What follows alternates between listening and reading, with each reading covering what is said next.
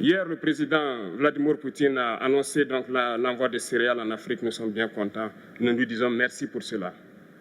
Mais aussi, c'est un message passé à nos chefs d'État africains, parce qu'au prochain forum, nous ne devrons pas venir ici sans avoir assuré, pour ceux qui ne connaissent pas la guerre, l'autosuffisance alimentaire de nos peuples.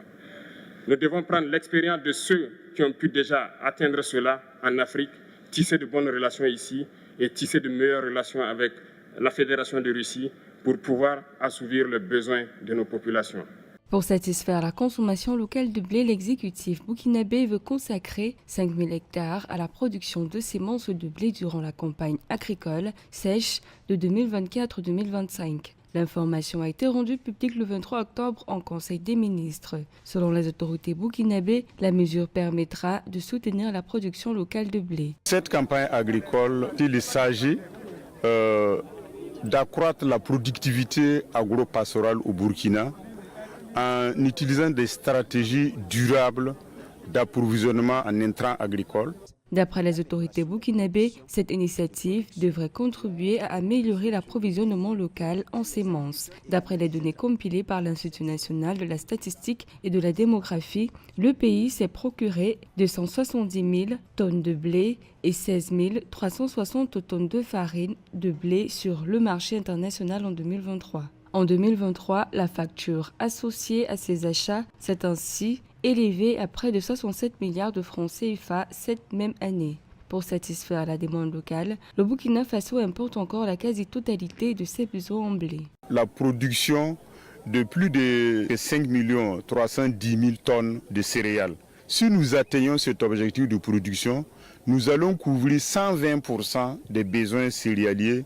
Dans le cadre de son programme de relance de la production locale de blé, le gouvernement burkinabé ambitionne de porter la récolte de la céréale à 6 500 tonnes d'ici à 2025. À perte de vue, ce sont 100 hectares de blé en cours de production à Bazon dans les hauts-bassins. L'espace est exploité par plus de 200 agriculteurs de la localité regroupés en sociétés coopératives. Il ne faut jamais dire qu'on ne peut pas faire ça ici.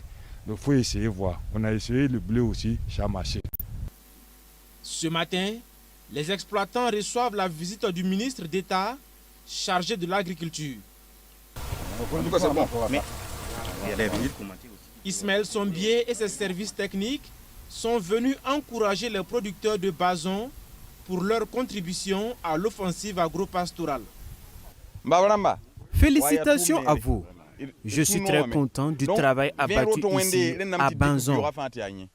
Dans ce champ seront récoltées plus de 300 tonnes de blé. Ne vous en faites pas. Nous avons un accord avec les responsables de boulangerie pour l'écoulement du blé. Nous leur avons dit, tant que le blé produit au plan national n'est pas acheté, personne ne pourra importer de la farine du blé. Autre localité, même engagement des populations, constaté par le ministre d'État chargé de l'agriculture. Ici, à Niéguéma, dans la commune de Bama, les producteurs expérimentent également la production du blé sur une superficie de 48 hectares. Les plantes présentent une bonne physionomie, sauf qu'elles manquent d'eau, selon le ministre Sombier.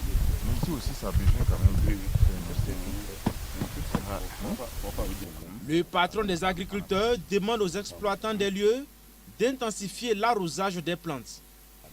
Plus de 140 tonnes de blé sont attendues de ce champ. Le gouvernement souhaite que désormais, les paysans s'inscrivent dans la dynamique de 3 cycles de production par an pour accélérer l'atteinte de l'autosuffisance alimentaire. Pour ce faire, des équipements agricoles de tout genre ont été acquis à leur profit. Et nous avons visité également ces tracteurs équipés de chariots et des épandeurs d'engrais, au nombre de 11. Donc il y a également 300 motopompes que vous avez vues tout de suite. Et tous ces équipements sont à l'appui des producteurs. Des unités de transformation de la patate et du riz sont également en cours de réalisation dans les hauts bassins pour le grand bonheur des agriculteurs de la localité. Un promoteur privé qui a eu l'initiative de faire cette usine. Notre présence ici, c'est d'abord encourager aussi le secteur privé à emboîter le même pas, à permettre de transformer nos matières premières ici sur place. Donc nous venons encourager le promoteur certes, mais à travers lui, inviter tous les Burkinabés qui sont en mesure de transformer nos matières premières, d'industrialiser le pays, de se lancer dans la dynamique, et aussi ceux qui sont de l'extérieur, les inviter à venir investir au Burkina Faso. Donc c'est ce message que nous sommes venus lui porter. Et je pense que en sa présence, dans un passé récent, nous avons dû prendre des mesures pour interdire l'importation de farine de blé, parce que la farine de blé a toujours été importée au Burkina Faso. Et il a compris notre message, il a compris notre vision, il faisait partie, sinon c'est le plus grand importateur de farine de blé.